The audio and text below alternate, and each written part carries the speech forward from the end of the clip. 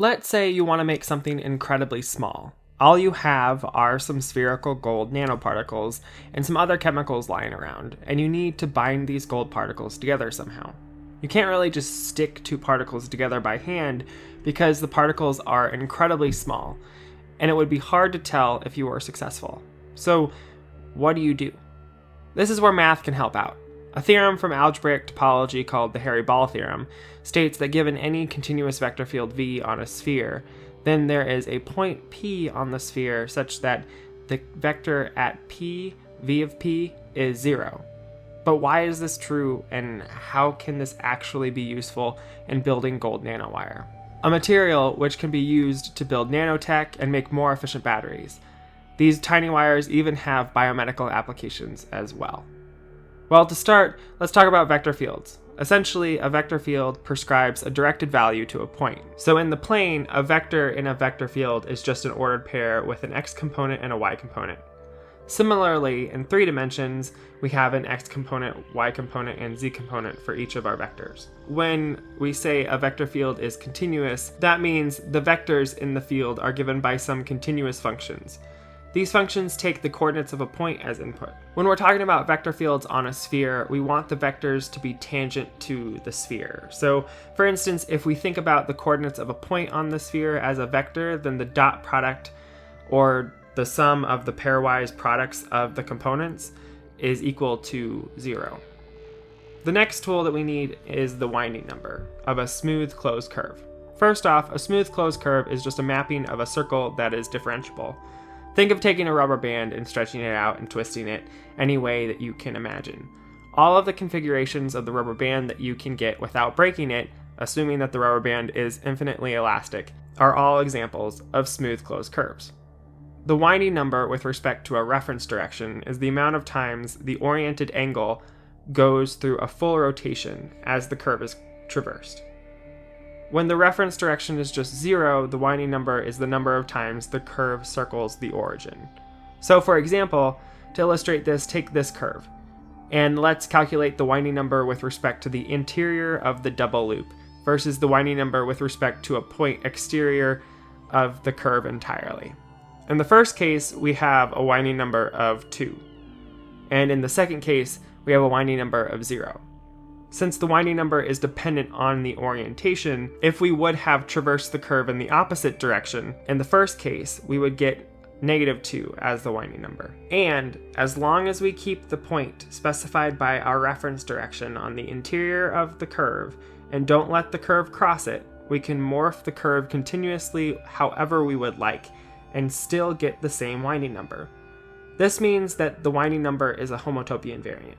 I've talked about homotopy a little bit in this video here, so if you're interested, take a look at that too, but I won't be going through a formal notion of homotopy for the outline of this argument. Okay, so we're just going to go ahead and outline the argument. We're not going to get super formal, but if we're working on a sphere, the winding number of a curve on the sphere is dependent on our vector field. So we're going to go ahead and suppose that the vector field V is non-zero and continuous everywhere on the sphere. And we're going to pick a point on the sphere P. We're going to go ahead and look at circles defined by the intersection of the sphere with a plane, where the intersection is given by the points Q on the circle, such that the angle between P and these Q are all the same. Using the dot product, we can define each one of these circles by some s value that's between -1 and 1, not inclusive. We will call these circles C sub ps. Since all of these circles are deformable into each other, they are all homotopic to one another. So their winding numbers should be the same. With this in mind, we're going to first look at s equal to 0. I notice that C sub p0 is the same circle as C sub -p0. But p and -p will give opposite orientations. So by homotopy invariance and the orientation property of winding numbers, we have the winding number is equal to its negative, and the only number for which this is the case is 0. On the other hand, for s very close to 1, the winding number should be very close to the winding number of the same curve in the plane about the origin P. This is because by our definition of our circle, the angle between P and any of the Q on the circle is very close to 0 degrees. For this reason, the winding number should be 1 or -1, both of which are not 0, and this gives a contradiction since all of the winding numbers should be the same. This tells us that a continuous and non-zero vector field on the sphere is not possible. So if a vector field has one of those properties, it must only have one of them. This finishes off the sketch of the argument. So we have some skeleton of why the Hairy Ball Theorem is true, even though I haven't included all the details. I've linked below to one of the proofs that I referenced to create this video, so if you're interested in more details, you can see that proof down below. But in order to use the Hairy Ball Theorem, we need a vector field. So if we have a ball with hair on it, as the name would suggest, we can define a vector field on the ball by the tangent component of the hairs to the ball.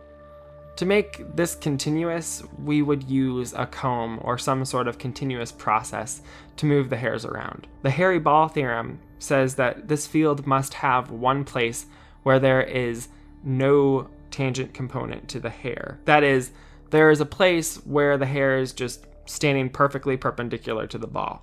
Okay, so now using this, our problem with the gold nanoparticles becomes a little bit more manageable. We can use other sulfurous chemicals to coat the gold spherical nanoparticles. This creates deformities in the spherical shape of the gold nanoparticle and adds sulfurous hairs to its boundary.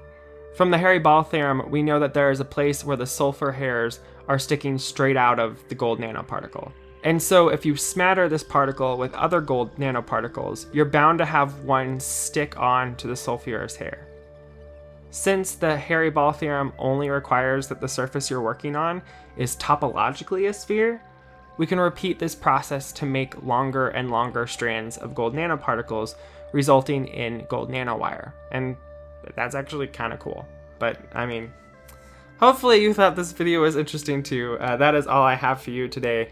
You can subscribe to this channel by clicking right here. There's more stuff over there. If you enjoyed this video, give it a thumbs up. And as always, I am Nathan, this is Chalk, and I will see you next time.